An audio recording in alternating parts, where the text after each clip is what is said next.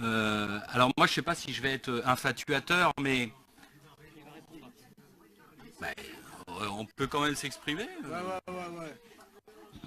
Vas-y, on Non, commence, c'est moi qui parle.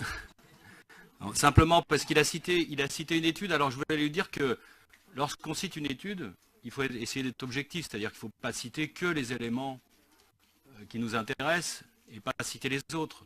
Si on veut avoir un regard objectif sur notre métropole, il faut, comme vous l'avez fait, ne pas avoir une image de nous-mêmes qui serait complètement décalée par rapport à la réalité, mais il faut aussi non plus, peut-être pas trop se flageller.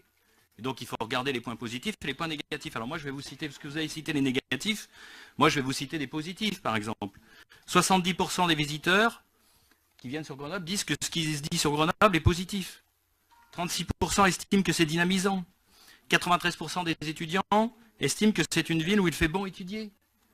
Sur les nouveaux habitants, c'est-à-dire ceux qui sont venus habiter sur l'agglomération, quand on parle de Grenoble, c'est l'agglomération, hein, on est bien d'accord, l'étude portait sur l'agglomération. 65% en ont une image positive. 46% des gens qui ne connaissaient pas Grenoble, qui sont venus habiter sur le territoire, ont changé d'avis, ont changé leur avis en positif, contre 21% seulement qui l'ont changé en négatif.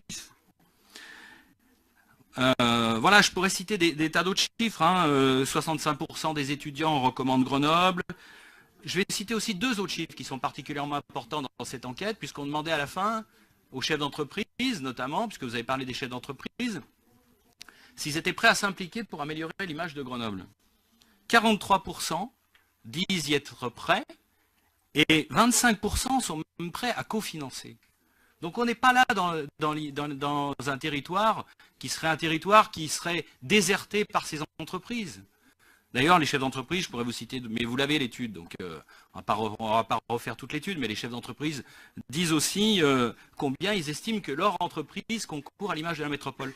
Donc on n'est pas là dans un territoire dont les gens se désintéressent, même si on peut tous avoir parfois un regard, on est des habitants des vallées alpines, hein, donc on est toujours un peu critique par rapport à nous-mêmes, mais on n'est pas là dans l'image d'un territoire qui se recroquevillerait sur lui-même.